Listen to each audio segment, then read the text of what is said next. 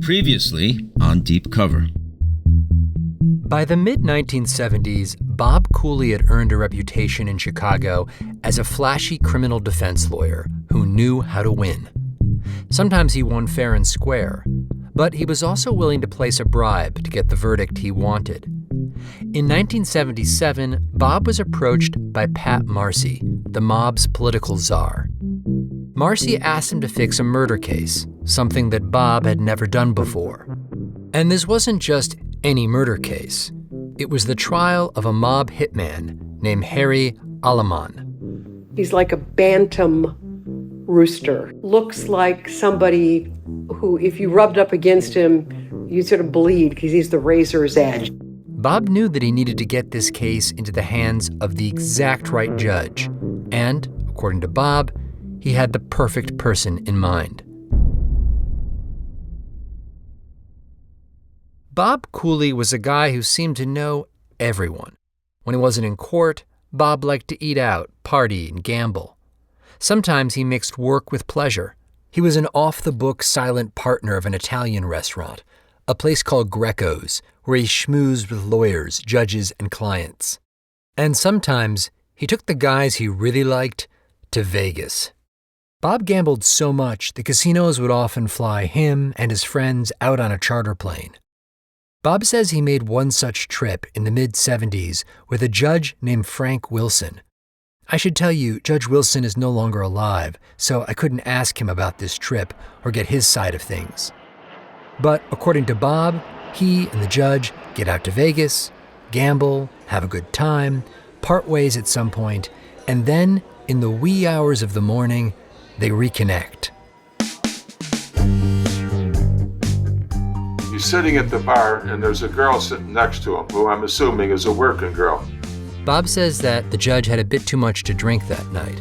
So Bob and this, quote, working girl helped the judge back to his room. Afterwards, this woman goes back to Bob's room with him. Once there, she suggests that they take a shower before, you know. So, anyhow, I get naked, I go in there, she's naked. When I go in there, I get in the shower, she doesn't get in the shower. I'm like, oh, okay. I'm in there no more than 3 or 4 minutes, and now it hits me. I got about, I don't know how much, 5, 6, 7,000 in cash in my pocket. I had just gotten a big fancy diamond ring not that long before. Suddenly, I jump out of the shower. By the time I get out, she's already out the door. Because I open the door and I see her towards the elevator. And I'm naked and I'm running. The moment I come out and she's gone, I know damn well what happened. And I open the door and I see her, and as I say, I'm naked, but I go running after her. She gets in the elevator and down she goes. Wait, seriously, Bob, honestly, you were running naked down the hallway? What did I just say? Bob frantically hits the down button in hot pursuit. A new elevator arrives, and Bob rushes in. I get in there, and there's an old couple standing in there. Like I said, it's about 6 in the morning now. I just put my hands over my schmuck, and I don't say a word. The woman especially, like, is, you know, if she could have pushed her way out the back of the elevator going down, she would have. Wait, hold up. Just to be totally clear here, Bob. You're buck naked in the elevator, covering your private parts, and there's an elderly couple cornered over the far end of the elevator? No, but the elevator wasn't that big. We're talking a small elevator, probably about 3 feet behind me. And so I turn my back, and but I'm covering my schmuck. But now I have to get out of there, and we're at the ground level. So I run over to the pole and I grab a towel, and I go see the security. And I said, I just got robbed. I didn't know, but I assumed I got robbed, or she wouldn't have been, gone. All my life, I've been able to instantaneously, figure things that are happening. That's been my nature. Well, maybe not instantaneously. I mean, she did get away. But you got to give Bob an A for effort. Eventually, Bob says he checks in with the judge. In the morning, I see Frank, and Frank is complaining, he had like $800-900 in his pocket, and she robbed him. And he said, "Why'd you let her do that?" What? He said, "Why did you let her?" He's blaming me for him getting robbed. But I said, "She got me for a lot more than she got you." The whole thing was like a scene right out of The Hangover. It was a classic what happens in Vegas stays in Vegas moment. Bob says that he did all this simply because he liked to have fun and he valued Frank Wilson as a friend. But all of this male bonding served another purpose. It built trust, something that Bob might use to his own advantage if he ever wanted to. Which is why, in early 1977, when Bob was asked to fix a high-profile murder case, Bob thought of Judge Frank Wilson. Bob says he just knew this would be the judge to ask, the man to take the bribe. And if it worked, if Bob could pull this off, he'd prove his worth to Pat Marcy and the mob. He'd be the man in Chicago.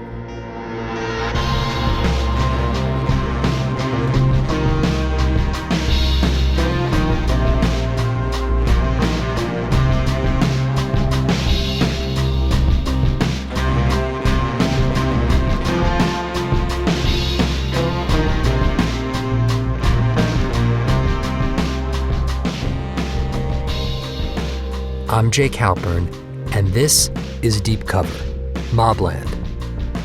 Episode 3, The Fix.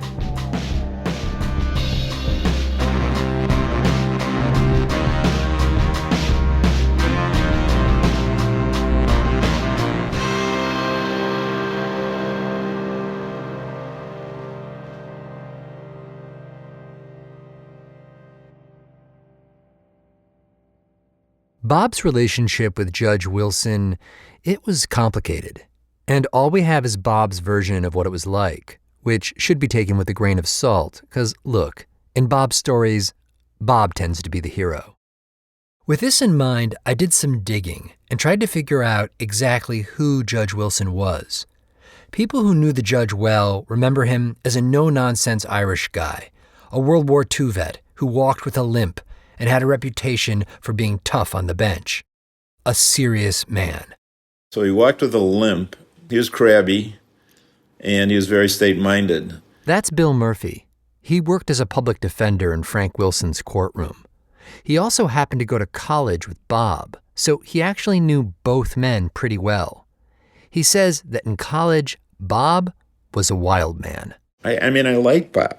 He was a good wrestler when he was at college. He was good in a fist fight, he just was out of control. By contrast, Judge Wilson, or Frank as he calls him, was a play-by-the-rules kind of guy. Lawyers would, come in to say hello to Frank. It was pretty congenial. If there were certain lawyers that would come into his chambers, he would signal me to come in there too, being a witness that no hanky-panky was going to go on. Does that make sense to you? This made perfect sense to me. This was a city and a courthouse plagued by corruption, and Judge Wilson was taking precautions, protecting himself, and making it clear that he was operating above board. Murphy says one time a lawyer tried to send Judge Wilson a referral fee. Apparently, the judge had sent a client his way, and the lawyer wanted to show his thanks. Wilson flat out refused. Apparently, this lawyer was still determined to show his gratitude, so he sent a case of scotch to Judge Wilson's bailiff. The guy in the courtroom who says, "All rise." Judge Wilson put the kibosh on this too. He insisted that the bailiff return the case of scotch. In fact, he asked Bill Murphy to help move the liquor because apparently the bailiff was an older guy and had a disability. Frank said to me, I'm not letting my bailiff take that. He can't carry it back to the lawyer's car. Would you do it? And I did. Murphy was also now a witness, someone who saw the judge had done the right thing and saw that the judge didn't want even a whiff of impropriety in his courtroom. Bill Murphy told me that's just who Frank Wilson was, an honest man. I didn't really have illusions about him. He was a very tough father. He wasn't telling me I was great all the time. It was kind of just the opposite. But in spite of all that, I really admired him. That's Frank's daughter, Marianne Duncan. I don't know, he just really loved the law. He watched Perry Mason, like every single Perry Mason, about 100 times. And when he became a judge, I don't think I've ever seen anyone happier in a job. Marianne says that her dad made a comfortable living as a judge. The family always had enough money. Because her dad was frugal, a no-frills kind of guy. Like when they went on vacation. We would stay at like a Howard Johnson's, but then we would go have a drink or something at like the fancy hotel. But we'd be back at the, more average place. So anyway, it was never extravagant. She says that her father wasn't driven by money and would never take a bribe. Now you might be thinking, of course, isn't this what any daughter would say? But Marianne was adamant. If I thought my father did anything wrong, I would admit it. Because it wouldn't be something I did. It wouldn't be my fault if he did something wrong. Marianne also disputes that her dad and Bob Cooley were even friends. And in a way, I can see why she says this. They seem kind of like opposites. But I can also see how Judge Wilson's honorable reputation would be attractive and quite useful to a guy like Bob Cooley, especially if he wanted to fix a murder case and make it all look perfectly legit. Bob says that he also chose Judge Wilson in part because he drank too much, and this was essentially his Achilles heel. When I asked Marianne about this, she said her dad did have a drinking problem. He would drink to excess for a few weeks, then stop and go dry for a spell. The bottom line for Bob was he felt if he talked to the judge in just the right way at just the right moment, the judge might agree to the bribe. I had no idea how I was going to approach him until I walked up before him. I had no idea what I was going to say. I didn't prepare something. He was just going to wing it. So here's what Bob says happened. He had this restaurant, Greco's, and he knew that the judge liked to dine there. So Bob heads to Greco's one night, hoping to bump into the judge. Just so you can picture it, Greco's was a huge place. Looked like a wine cellar, adorned with ornamental trellises and vines. Good home-cooked food prepared by Italian ladies from the neighborhood. Anyway, Bob shows up and spots the judge sitting with some friends. He gets the judge's attention and brings him over to a secluded spot. Then, ever so casually, Bob says, "Judge, somebody contacted me and wants me to handle a case." That was the word Bob always used in situations like this. Handle a case. If he would have said to me anything to the effect that I don't want to talk to you about it or whatever, so be it. End of conversation. But he said something that really struck me as bizarre. He said to Bob, "You mean the Harry Aleman case?" Bob was taken aback. It was as if the judge knew what Bob was going to ask before he even asked it. The judge then told Bob, "They SOJ'd me on that case." SOJ. That stands for Substitution of Judge. In Illinois, if a case is assigned to a judge and, for whatever reason, either side doesn't like that judge, they have a chance to veto him, ask for another judge. So that's what Wilson was saying to Bob. He'd been SOJ'd, blocked on this case. Turns out, Harry Aleman's legal team had vetoed Wilson, and they'd done this almost certainly because of Wilson's tough reputation. This was news to Bob. But Bob had a hunch that, with the mob's help, they could pull some strings and undo this, get the case in front of Wilson. In other words, a problem that could be solved. Bob just plays it cool. He doesn't say anything right away. Instead, he waits.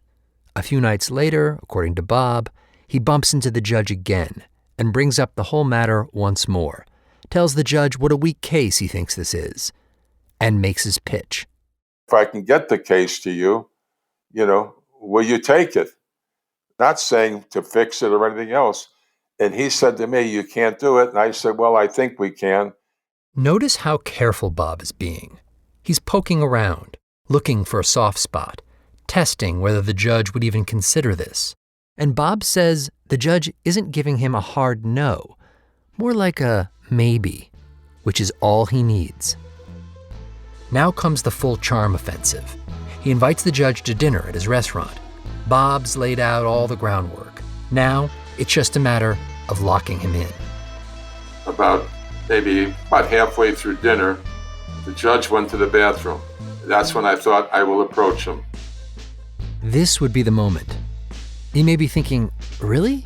In the bathroom? But as you'll come to see, this was Bob's go-to place to have discreet conversations. Anyway, Bob says they get to the bathroom, and Bob slips his hand into his pocket and clutches a wad of cash, $2,500. I just took it out, and I put my hand out, and he put his hand out and he took it. And he said, what's this for? And I said, Judge, that's for you. I said, if I can't get the case to you, so be it. And I walked out. It was a shrewd play. Bob knew perfectly well that once the judge accepted the money, it was a done deal. He was corrupted. So for the time being, the judge appeared to be on board. Bob had promised him that he'd get him $10,000 total once he'd acquitted Harry Aleman. So that was one problem solved.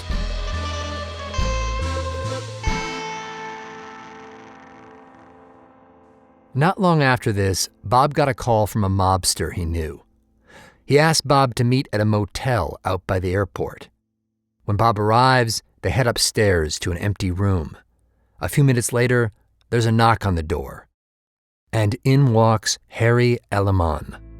Harry had stone cold eyes. He just did. He reminded me a lot of Pat Marcy. Pat Marcy was the same way, but Harry looked pure evil. Apparently, there was no mistaking who or what this guy was. He looks like what he was. He looks like a mob hit guy. Short, in pretty good shape physically. Always wore a suit. Never saw Harry without him in a suit. I wonder if he went swimming in a fucking suit. Technically, Bob wasn't representing Harry. Harry had a veteran trial lawyer who would be arguing the case in the courtroom. Bob was just the fixer. But apparently, Harry wanted to talk with Bob directly about Judge Wilson. According to Bob, Harry was worried about the judge's tough reputation. And you can understand why Harry might also be a little confused. First, his legal team had blocked this judge. Now they were wrangling to get into his courtroom, which was kind of weird. And apparently, Harry wanted to make sure that everything was under control. And I said, look, yes, I said I would handle the case. And that's when he said, if there's a problem, you're going to have a problem. What does he mean by that? If there's a problem, you're going to have a problem. Like, what does that actually mean? It means that you're probably going to get killed, is what I assume it means. Even so, Bob says he didn't worry. Everything was going as planned. And the case did end up in front of Wilson. It wasn't until the trial began that Bob started to panic.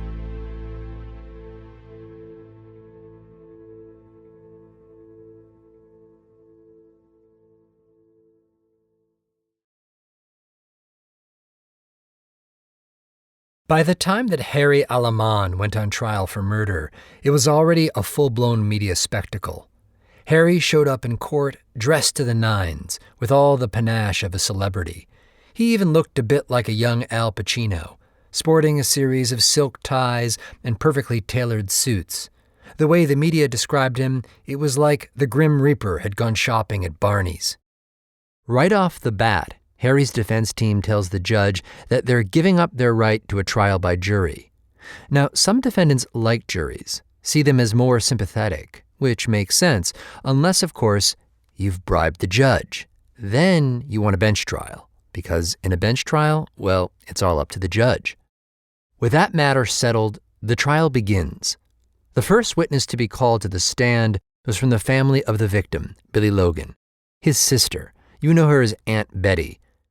The famous Chicago columnist Mike Royko captured the scene.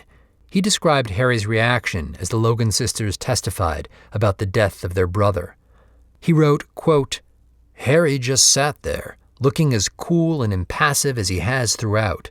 If being unjustly accused is a nightmarish experience, he's holding up about as well as anyone could."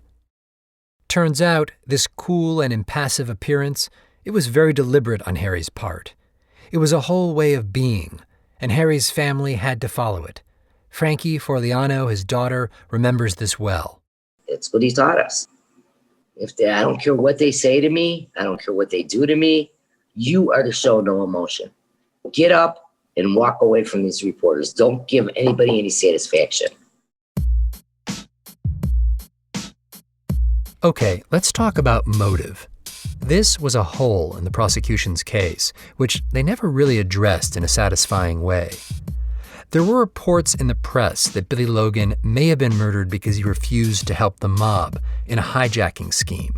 Now, if you recall, Billy was a teamster. In theory, he had access to all kinds of information about trucks, when they arrived, when they departed, what they were carrying. The mob apparently wanted this info. Billy said no, and well, he ended up dead because of it. That was one theory anyway. I say theory because Billy was dead, so he couldn't talk, and the mob, well, it didn't exactly have a PR guy to comment. So theory was all there was. Without a clear-cut motive, the heart of the prosecution's case was the testimony of not one, but two witnesses to the crime. The first was Harry Aleman's accomplice, the driver of the getaway car, Louis Almeida, a childhood friend of Harry's. Louis' testimony was pretty damning. Louis recalled the night of the murder, how they'd driven over to Billy's house, how Harry had yelled out the car window to get Billy's attention, and then shot him twice. He said 5 or 6 seconds passed, and then Harry shot Billy a third and final time. Louis said he started to speed away, but Harry told him, quote, "Drive slow. He's gone." It was a chilling account of a professional murder. The problem with Louis as a witness is that he was serving a 10-year federal sentence on a weapons charge. He was testifying, at least in part, to get his sentence reduced. In the end, the whole trial really came down to the second witness, Robert Lowe. This is the guy who told Betty, "I saw it all." The guy who'd been out walking his dog when Billy Logan got shot. A guy who had absolutely nothing to gain and everything to lose by testifying. And, it's the 70s. He was a young guy, very impressionable. And I think that did carry the day. That's Maurice Posley. He's a former Chicago journalist who wrote a book about Robert Lowe and this trial. It's called Everybody Pays. It really boiled down to Bob Lowe and whether you believed Bob Lowe. And he was very believable. Basically, Posley says that Robert Lowe is the star of the show. Everyone knew it from the moment Robert Lowe entered the courthouse, because he was surrounded by guards, all with their guns drawn. It was like the president had arrived or something. And in a way, it was no less momentous. Here was a regular guy, father of 4, working stiff, don't forget, dog owner, who'd volunteered to take on the mob. And thus far, he had not been killed. That was like being in downtown Chicago and seeing Bigfoot with a Red Sox hat on. Maurice Posley, he points out, this didn't just happen. Robert Lowe didn't just wake up one morning, make a cup of Folgers, look in the mirror and say, "You know what? I think I'm going to testify against that really scary hitman today." No. The prosecutors told Robert basically that he had a chance to do the impossible, put a mob hitman behind bars for murder. They laid it on thick. This was an opportunity that rarely came along for men such as them to actually get a conviction in these cases, and that this guy was the linchpin. And so he became sort of, their darling, you might say. We'll take care of you. We'll give you a new identity. You're going to have to change your life. You're going to have to move, but it's going to be an opportunity for you. And they impressed upon him his value to them, which was sort of not just a personal value, but it was a value to society at large of what he was doing as a public service. But that's not all. In his book, Posley recounts a scene where Robert is told by prosecutors that he might be in danger.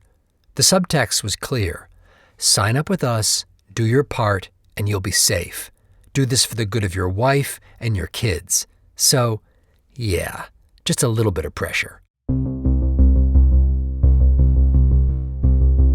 At the courthouse, he took the witness stand and began to recount what he'd seen that night. He'd been taking his dog for a walk when he saw Billy Logan come out of his house. Robert began to cross the street so he could chat with Billy. Then a car pulled up. Robert testified that he heard a bang, and then he saw Logan's body fly back about 4 or 5 feet into some bushes. He then heard another bang. Moments later, the car door opened and an armed man emerged. Robert said his dog, Ginger, lunged at the man. He had to hold Ginger back. Then he made eye contact with the killer for 4 full seconds.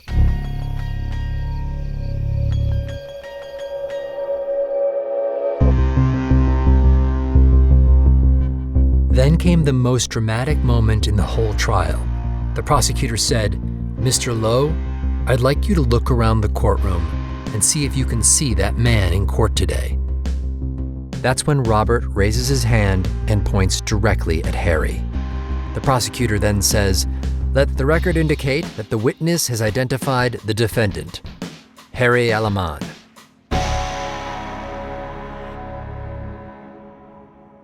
Robert's wife, who was seated on a front row bench, heaved an audible sigh of relief. It was as if, after all of these weeks and months and years of living with this nightmare, maybe, just maybe, it was finally over. During the cross-examination, the defense did its best to poke holes in Robert's credibility and his testimony. They focused on inconsistencies in what he told the authorities, mainly small details, like whether or not the getaway car had bucket seats. They said, in effect, his story at trial didn't match up exactly with what he'd told investigators previously. The defense attorney pressed on, relentlessly. He questioned Robert's memory, hammering away in particular at the idea that he'd stared at the killer for a full 4 seconds. I'm going to read you a portion of his cross-examination. Defense: "How was this man dressed that you stared at for 4 seconds?" Robert: "I was looking at his face." Defense: "Well, it was a brightly lighted area. It was bright enough to see good, wasn't it, Mr. Witness?" Robert: "Yes, sir." Defense: "And you can't tell the court what the man was wearing?" Robert: "I wasn't looking at anything but his face." Defense: "Was he wearing a sweater?" Robert: "I didn't notice." Defense: "Was he wearing a coat?" Robert: "I don't know, sir." Defense: "Was he wearing a windbreaker?" Robert: "I don't know, sir." Defense: "You want the court to believe that you stared at a man for 4 seconds and you can't tell him one thing as to his apparel?" Prosecutor: "Objection, Judge." Judge: "Overruled." Robert: "All I had my mind on was his face. I'll never forget that face as long as I live." The good news for Robert was that most of his testimony was corroborated by other witnesses. His account matched up with what Louis Almeida, the accomplice, had described. It also matched up with what Aunt Betty had said. At some point, there was a brief recess, and there was this moment captured by a local reporter. One of the victim's sisters approached Robert Lowe's wife, grabbed her hand, then told her tearfully, "What your husband's doing, it can't bring Billy back, but maybe it'll stop them from doing this to anybody else." The scene made the papers. It seemed to capture the human drama that was unfolding here. A reunion of neighbors. Once upon a time, they waved friendly hellos across the street. And now, one family was risking everything so that the other might have a shot at justice. It was the kind of story that could make people care. See this as just not another mob murder, but a parable about courage and family and community. The newspapers covered each day's proceedings ravenously. It was a media circus. And at the center of this was Judge Frank Wilson. His daughter, Marianne, told me that the press camped out on their front lawn, that they hounded her father with questions, and her too. It was relentless. Everyone was angling for a clue. How would the judge rule?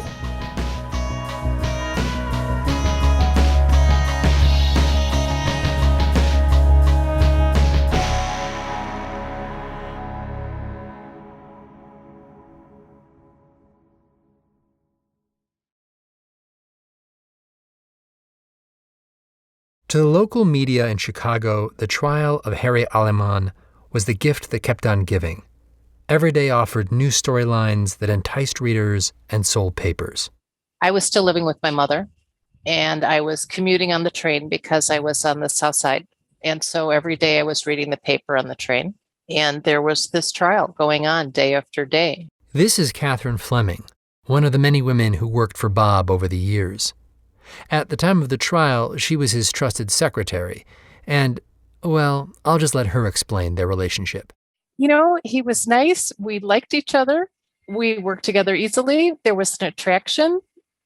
So, yeah, it was easy. It was easy. It was easy. It was fun. Catherine dated Bob on and off for about 20 years in what was largely a commitment-free relationship. They were very close, but she says she didn't know the ins and outs of how Bob operated. Yeah, I'm not sure. I really didn't know what he was doing. I was not part of any client meetings ever. So I had no sense of what he was or wasn't doing other than, getting criminals off. For instance, even though she was reading about the Harry Aleman trial every day on her way to work, she had no idea that Bob was involved in this case. He never let it slip. Not at work, not in bed, not ever. Bob kept all of his dealings in this case very hush-hush. The best thing he could do, in fact, was stay away from everyone involved. So he says he wasn't thrilled when, during the thick of the trial, he got a call from Judge Wilson himself. I get a phone call from the judge. He called me from a payphone over there by 26th Street. He calls and he says, can I meet? He wanted to meet me at a restaurant over on Cicero. According to Bob, he shows up at the restaurant, sees the judge, and together they head off to, yep, you guessed it, the bathroom. And he's like shaking. He's like all nervous. What's the matter? And I said, Judge, look, what can I tell you? Now I am nervous, and there's nothing I can do about it. And I said, well, Judge, hey, what can I tell you? If something goes wrong, I said, I've got a problem. And I had no idea what he would do now myself, because he might find him guilty. I mean, that's what's making me nervous, because it sounds like maybe he's going to say, forget about it. I don't know what he's going to do, Jake. I don't know what you're going to do tomorrow. I don't know what he's going to do. What would happen if they found him guilty? Well, I'd probably wind up getting killed. Bob was a bit shaken, but he did his best to calm the judge down, assure him that everything would be all right. And it turns out Bob did have an idea how he might fix things or make them better. He says that at one point the judge had complained about how much money he was being paid. So Bob decided to go back to Pat Marcy and see if they could up the bribe, offer more than just the $10,000. So Bob paid a visit to Counselors Row and found Pat Marcy, the mob's political czar, the guy with the tinted glasses. We walked out into the hall and I said, he's a nervous wreck. Well, he better do it. I said, should we offer him some more? Should we offer him some more? And he says, he said he'd do it for 10. It better be done for 10. That's all, not a nickel more, that rotten SOB. And that was it. There was nothing more that Bob could do. The trial drew to a close in late May of 1977. Bob, by his own admission, was a nervous wreck. So the night before the verdict was announced, Bob did, well, what Bob always liked to do. He hit the town, kind of like a last hurrah. I went to my restaurant. I went to the nightclubs, a couple of nightclubs. I was out until maybe about 3 or 4 o'clock in the morning. I went home with one of my sweethearts. When we got up in the morning, I packed a couple of bags. That's when I said, well, just in case there's a problem, I'm getting the hell out of here. Bob says the next morning he got on the highway and headed west. Had no idea where he was going, just away from Chicago, because he knew if the verdict was guilty, he'd be on the hook. Pat Marcy would hold him accountable. Meanwhile, back in Chicago, it was standing room only in the courtroom. It seemed like the whole city was hanging on the outcome. What would Judge Wilson do? Did he have enough reasonable doubt to acquit? Or would he send a hitman to jail for murder for the first time in as long as anyone could remember? The judge began his statement by issuing a stern warning. He said, quote, "All right, ladies and gentlemen, it's now time for the finding by this court. When I announce my decision, I will not tolerate any outbursts by anybody in this courtroom." He then explained that in his tenure as a judge, he had presided in over 1,000 cases, some tough, some easy. He'd even sentenced 2 men to the electric chair. Although this case has created a certain amount of public interest, it is not a particularly difficult one, he told the courtroom.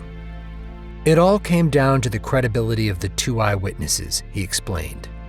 The judge said he was required by law to view the accomplice's testimony with suspicion because he was an accessory to the murder. The judge gave more credence to the testimony of Robert Lowe, but he wasn't entirely won over by it either. He pointed out some discrepancies between what Robert said on the stand and what he'd told investigators prior to that. The judge went on to say, quote, "My job here is not to say whether the defendant is innocent, and I do not say at this time that he is innocent. That is between him and his God." That's the moment that made it into all the papers, the moment when everyone seemed to understand where exactly this was headed.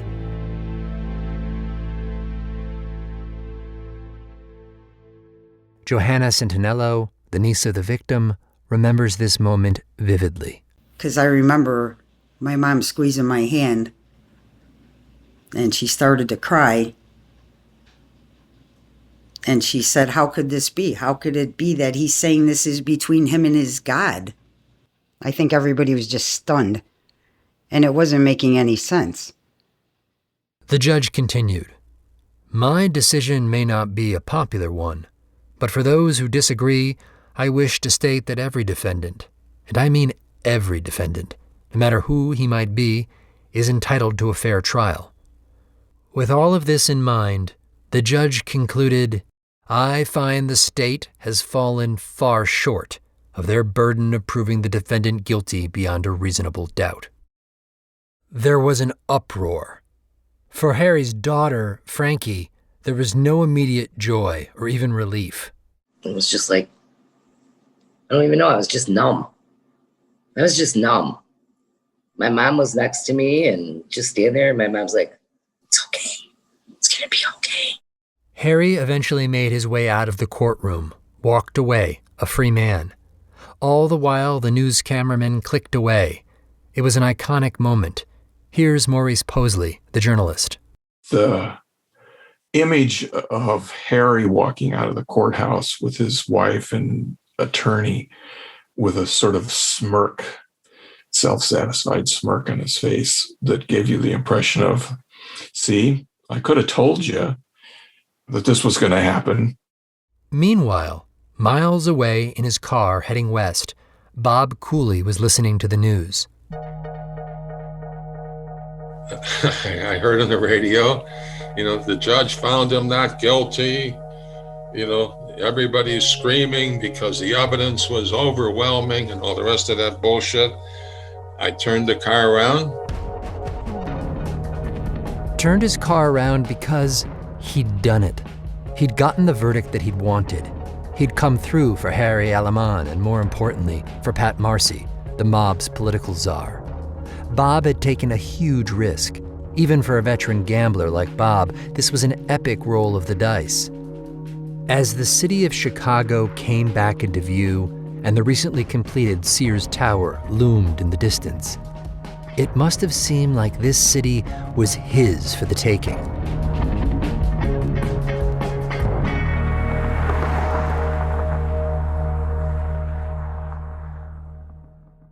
But first, there was something he had to do.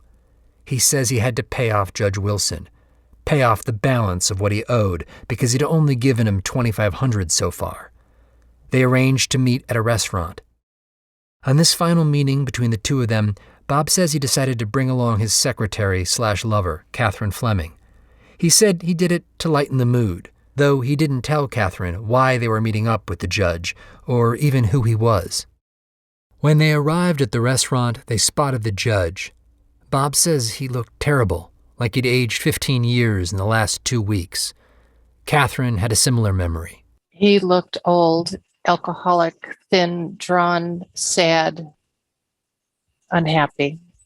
They quickly parted ways with Catherine and looked for a place to talk. We walk into the bathroom, and he turns around. He said, You've destroyed me. According to Bob, the judge told him that he was going to be crucified in the newspapers for this decision, that his days as a judge were effectively over. He told Bob, "You did this to me." At some point, Bob says he handed him an envelope with the money, but he didn't know what to say to the judge. Not really. I mean, what was there to say? Even smooth-talking Bob Cooley was at a loss for words. And before he could figure it out, the judge just turned around and walked out the door. After leaving the bathroom, the judge sat down next to Catherine, and he said something to her that she still remembers very clearly, even now, almost 45 years later. The judge looked at me and he said, "You look like a nice girl. Stay away from him. He's bad." It was a very pointed remark. What do you make of that when he says it to you? That he was having a problem with Bob. I just looked him in the eye and let him know that I was listening to him. That's it. That's all you can do. Bob soon emerged from the bathroom. He glanced over, saw the judge with Catherine, but he couldn't bring himself to join them. He says he didn't want to be there, and so he walked past their table and just kept going.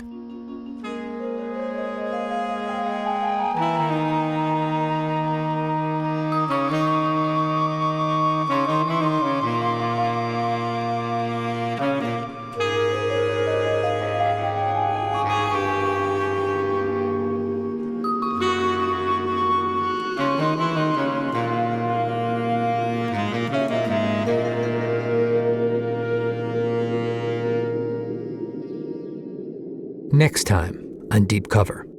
I said, if anybody thinks for 1 second I'm going to even take a beating, they're thinking wrong. I said, and if I think I got a problem with you, I said, you're going to have the fucking problem.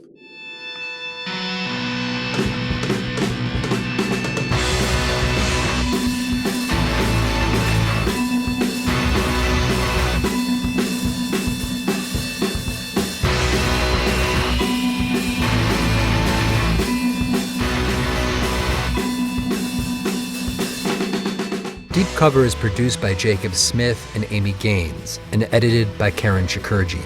Our senior editor is Jen Guerra. Original music and our theme was composed by Luis Guerra, and Fawn Williams is our engineer. Our art this season was drawn by Cheryl Cook and designed by Sean Carney. Mia Lobel is our executive producer.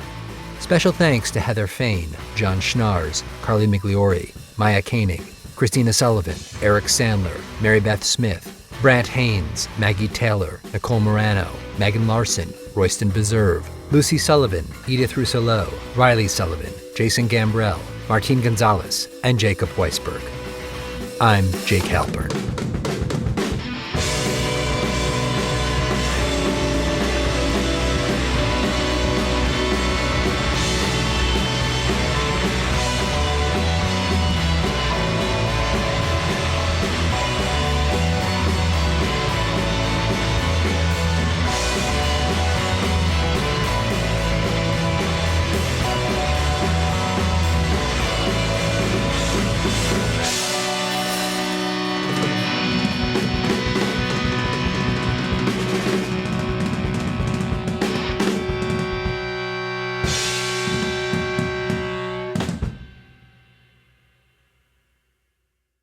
Subscribe to Pushkin Plus and you can binge the rest of the season right now, ads-free. Find Pushkin Plus on the Deep Cover show page in Apple Podcasts or at pushkin.fm. To find more Pushkin podcasts, listen on the iHeartRadio app, Apple Podcasts, or wherever you listen to podcasts.